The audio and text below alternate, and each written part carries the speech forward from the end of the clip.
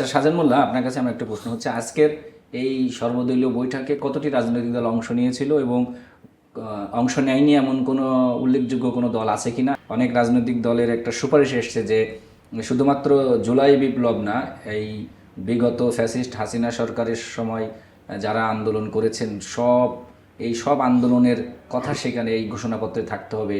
আর কতটি সংলাপ হতে পারে এবং কবে নাগাদ এই যে ঘোষণাপত্র এটা চূড়ান্ত হতে পারে?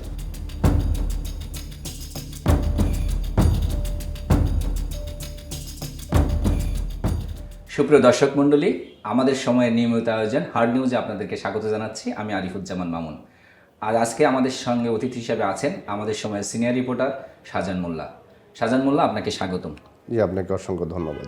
শাহজাহান মোল্লা, আপনি জানেন যে আজকে প্রধান উপদেষ্টা ডক্টর মোহাম্মদ ইউনূস সব রাজনৈতিক দলগুলোর সাথে বৈঠকে বসেছিলেন। উদ্দেশ্য হচ্ছে জুলাই ঘোষণাপত্র। আপনি জানেন যে বৈষম্য বিরোধী ছাত্র আন্দোলনকারীদের একটা দাবি ছিল জুলাই ঘোষণাপত্র দিতে হবে এবং সেটি গত মাসে এটা দেওয়ার তারা একটা কর্মসূচি ঘোষণা করেছিল, কিন্তু সরকার থেকে সময় নেওয়া হয়েছিল এবং আজকের সেই উপলক্ষে সেই উদ্দেশ্যে একটি সর্বদলীয় বৈঠক হয়েছে। সেই বৈঠকে কী কী নিয়ে আলোচনা হলো?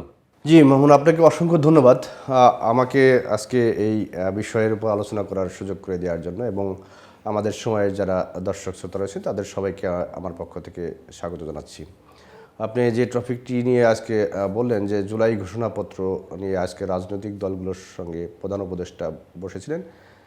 আপনি জানেন যে গত 31শে ডিসেম্বর জুলাই আন্দোলন যারা করেছেন, বৈষম্য বিরোধী ছাত্র আন্দোলন এবং জাতীয় নাগরিক কমিটির পক্ষ থেকে জুলাই ঘোষণাপত্র ঘোষণার একটা চেষ্টা করা হয়েছিল, এবং তখন সরকারের পক্ষ থেকে ইডেন বে কক্সবাজার সমুদ্র সৈকতের উপর নিজেদের একটি ঠিকানা।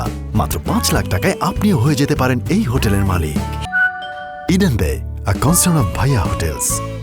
প্রথমে বলা হয়েছিল যে তাদের সাথে এদের সম্পৃক্ততা নেই। পরবর্তীতে আবার সরকার ঘোষণা করলো যে না, সরকারই এটা করবে। তখন ছাত্ররা সেখান থেকে তাদের যে সিদ্ধান্ত, সেই সিদ্ধান্ত প্রত্যাহার করে সরকারের উপর ছেড়ে দিয়েছে। এবং আপনি জানেন যে তারা কিন্তু বলেছিল যে 15ই জানুয়ারির মধ্যে ঘোষণাপত্র প্রকাশ করতে হবে। 16ই জানুয়ারি বৈঠক করলো সরকার। তো সেইখানে দেখেছি যে অনেক রাজনৈতিক দল, বিশেষ করে এখন যারা মাঠে রয়েছে, বিএনপি সহ অন্যান্য দল, তারা কিন্তু গিয়েছেন।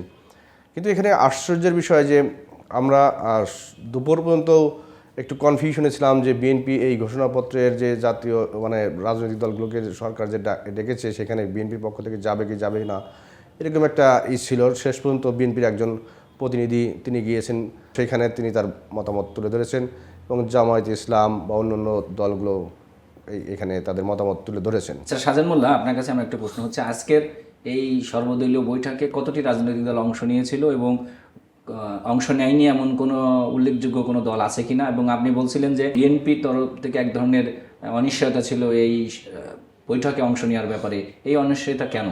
যতটুকু রাজনৈতিক প্রেক্ষাপট যতটুকু বুঝতে পেরেছি সেটা হচ্ছে যে এখন এই ঘোষণাপত্রে ছাত্ররা যেভাবে বলেছিল, মূল যে সমস্যা সেটা মনে হচ্ছে যে তারা বলেছিল, তাদের যারা সমন্বয়ক মুখপাত্র হাসনাত আব্দুল্লাহ, তিনি বলেছিলেন যে 72-এর সংবিধান কবর রচনা করা হবে। এইখান থেকেই মূলত বিভেদটা তৈরি হয়। তো এখন যারা মুক্তিযোদ্ধা বা যারা মুক্তিযুদ্ধের সময় যেসব দলের অবদান ছিল, সেই সব দল কিন্তু 72-এর সংবিধান যখন আপনি বলবেন কবর রচনা করবে, তখন তাদের হৃদয়ে রক্তক্ষরণ হয়। তো সেই রক্তক্ষরণ থেকেই আমার মনে হয় বিএনপি বুঝতে পেরেছিল যে যদি এটা সেখানে যাই, সেখানে যদি তাদের এই প্রস্তাবনার সাথে একমত পোষণ করে দেই, তাহলে হয়তো বা ভাবতে পারে যে আমরা এটা মেনে নিয়েছি। আমার অবজারভেশন এটা মনে হচ্ছে। আবার বিএনপি না গেলেও সেটা কিন্তু একটা অন্যরকম হবে, কারণ না গেলে তখন বলা হবে যে হয়তো সরকারকে তারা গ্রহণ করছে না বা সরকারের বিপক্ষে দাঁড়িয়েছে। তো দুই ইসের মাঝখানে হয়তো তারা হয়তো ভালো চিন্তাই করেছেন যে না যাই, আমরা আমাদের মতামতটা এবং গণতান্ত্রিক যে চিন্তা ভাবনা বিএনপির মধ্যে, সেটা কিন্তু আমরা দেখতে পেলাম যে না, বিএনপি গিয়ে তাদের অন্তত তাদের মতামত দিয়ে আসছে। এখন সেটা কি হবে সেটাও তারা বলতে পারবে, আমরা এটা বলেছিলাম, এটার পক্ষে আমরা ছিলাম, এটার পক্ষে আমরা ছিলাম না।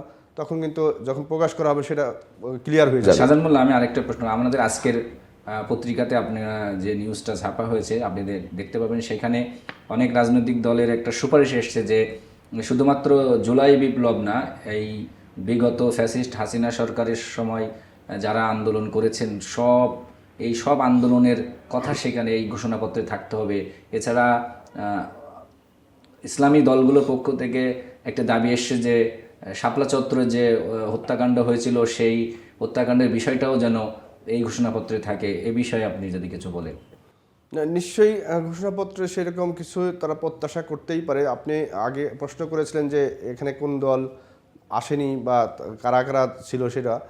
এখানে আমরা দেখেছি বিএনপি ছিল, জামায়াতে ইসলাম ছিল, নাগরিক ঐক্য ছিল, গণ অধিকার পরিষদ ছিল, আরও ইসলামিক জোটগুলো ছিল।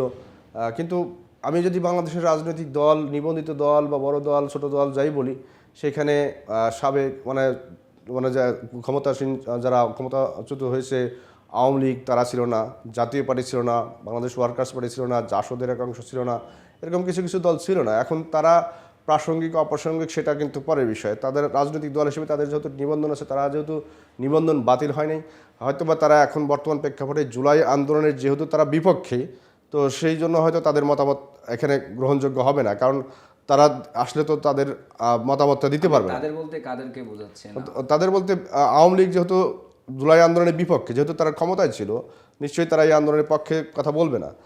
জাতীয় পার্টি হয়তো তাদের সাথে ছিল, যে কারণে জাতীয় পার্টিকে তারা রাখতে চায়নি বা সেটা এলডিপিও ছিল না। তো সেই জায়গা থেকে আমি মনে করি যে আপনি যে বললেন যে কারা ছিল না কারা ছিল, এই জায়গায় একটা পার্থক্য তৈরি হয়েছে যে যারা জুলাই আন্দোলনের পক্ষে ছিল তাদেরকেই মূলত ডাকা হয়েছে, যারা বিপক্ষে ছিল তাদের ডাকা হবে না, এটাই স্বাভাবিক, আমরা ধরেই নিই, কারণ তারা ডাকলে তো তাহলে সেই ঘোষণাপত্র আর হবে না। তো এই জায়গা থেকে অনেক দল, যারা নিবন্ধিত দল এবং বড় বড় দল, তারা কিন্তু আসেনি, এবং যারা গেছে তারাও যে কম গুরুত্বপূর্ণ এবং তারা না সেটাও কিন্তু আমরা জানি যে বিএনপি সহ সব দলের এখন কথা বলার অধিকার আছে, জামায়াতে ইসলাম আছে, ইসলামী দলগুলো আছে, গণ অধিকার পরিষদ আছে, নাগরিক সংহতি আছে, নানান দল যেগুলো আছে, সবাই তাদের মতামত দিয়েছে। আমি মনে করি সবার মতামত একটা কনসাইজ করে সরকার এমন একটা ঘোষণাপত্র যদি সত্যিই দিতে চায়, সেটা অবশ্যই সব মতকে একত্রিত করে মানুষের জন্য কল্যাণ হয় এরকম একটা ঘোষণাপত্র যেন থাকে। এবং ঘোষণাপত্র যদি এরকম হয় যে সেটা দিতে গিয়ে আবার বিভেদ তৈরি হয়ে যায়, সেটা আমি কিন্তু বিএনপির যিনি প্রতিনিধি ছিলেন জনাব সালাউদ্দিন সাহেব, তিনি কিন্তু বলেছেন যে এই ঘোষণাপত্র দিতে যায় যেন রাজনৈতিক বিভেদ সৃষ্টি না হয়, আমাদের ঐক্যের ফাটল না ধরে। কারণ আপনি প্রথমেই বলেছি, ৭২-এর সংবিধানকে যদি তারা কবর রচনা করতে চায় বা ৭২-এর সংবিধানকে যদি বাতিল করে দিতে চায়, সেটা কিন্তু তখন বিএনপি হয়তো বা প্রোটেস্ট করবে, আমার তাদের যে মোটিভ সেটা মনে হচ্ছে। তো সেটা যদি করতে চায় তাহলে কিন্তু যে বিভেদ যেটা বলেছে সেটা কিন্তু তৈরি হয়ে যাবে। আর বিভেদ তৈরি হলে তাহলে কি হলো, আমাদের যে স্পিরিট যেটা নিয়ে এত আন্দোলন হয়েছে সেটা থেকে আমরা সরে যাব। আর কতটি সংলাপ হতে পারে এবং কবে নাগাদ এই যে ঘোষণাপত্র এটা চূড়ান্ত হতে পারে? না, ঘোষণাপত্র চূড়ান্ত হওয়ার বিষয়টা তো সরকার বলতে পারবে, তবে সরকার এটা নিশ্চয়ই ক্লিয়ার করবেন। তো আমরা যতটুকু দেখেছি যে সরকার আজকে তো মতামত নিলেন, এবং এটা প্রত্যেকটা অবশ্যই যারা বক্তব্য দিচ্ছে তাদের নোটগুলো নেওয়া হয়েছে, এবং তারা এটা কনসাইজ করবে, তারা আবার বসবে সরকারের ভিতরে যে, এবং ছাত্রদের যেহেতু এটা দাবি ছিল, কোনো এই বৈষম্যবিধি ছাত্রদের, তাদের সাথেও হয়তো বা আবার হইতে পারে যে এই জিনিস আমরা রাখতে পারি, এই জিনিস রাখতে পারি না। আপনি লক্ষ্য করেছেন যে বর্তমান অন্তর্বর্তী সরকারের প্রধান উপদেষ্টা ডক্টর মোহাম্মদ ইউনূস সাহেব, তিনি কিন্তু বলেছেন যে ঘোষণাপত্রের যে আমি যেটা বললাম ৩১শে ডিসেম্বর যেটা ঘোষণা করার কথা ছিল, সেটা কেন ছাত্রদেরকে দেয়নি সেটার একটা ব্যাখ্যা দিয়েছেন। তিনি বলেছেন তখন ছাত্ররা যেভাবে আমাকে মানে ডক্টর ইউনূস সাহেবকে বলছিলেন, প্রধান উপদেষ্টাকে বলছিলেন যে আপনাকেও থাকতে হবে, তিনি তখন বলেছেন এটা করতে গিয়ে বিভেদ তৈরি হওয়ার সম্ভাবনা আছে, যে কারণে আমি বলছি এটা করা যাবে না, এবং উনি বলছেন যে তার থাকাটাও ঠিক হবে না। সেই জায়গাটা আমি মনে করি খুব ভালো একটা সিদ্ধান্ত হয়েছে। এখন অবশ্যই তারা যে বিপ্লব ঘটিয়েছে, তারা যে পরিবর্তন এনেছে, তার গুরুত্ব অপরিসীম, কিন্তু এমন কিছু করা ঠিক হবে না যেটা করতে গিয়ে আমাদের জাতির মধ্যে একটা বিভেদ তৈরি হয়ে যায়, এবং আমাদের মানে যে ঐক্য যেটা তৈরি হয়েছে সেই ঐক্যে ফাটল না ধরে।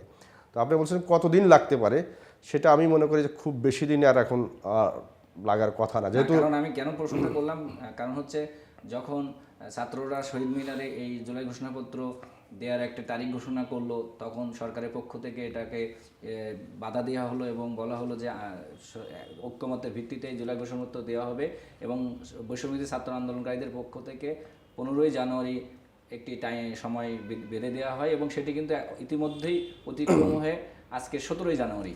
তো এই অবস্থায় দাঁড়িয়ে আমি প্রশ্ন করেছিলাম আপনাকে যে কতদিন লাগতে পারে। না, দিনক্ষণ তো শেষ, এখন তো ঘোষণাপত্র রেডি। যদি আমি বলি ছাত্ররা তো করতেই গিয়েছিল, তো সেটা তো তারা প্রস্তাব দিয়েছে, রাজনৈতিক দলগুলোর মতামত নিয়েছে।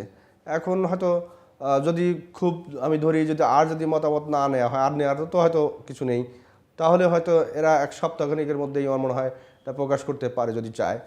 এখন আমি জানি না আসলে এটা সরকার কি ভাবছে, যদি সেরকম আরও বসতে চায়। কারণ আপনি দেখেন এখন এই ঘোষণাপত্র নিয়ে দীর্ঘ সময় ক্ষেপণ করার সুযোগ নেই, কারণ এখন সামনে জাতীয় নির্বাচন হলো মূল লক্ষ্য।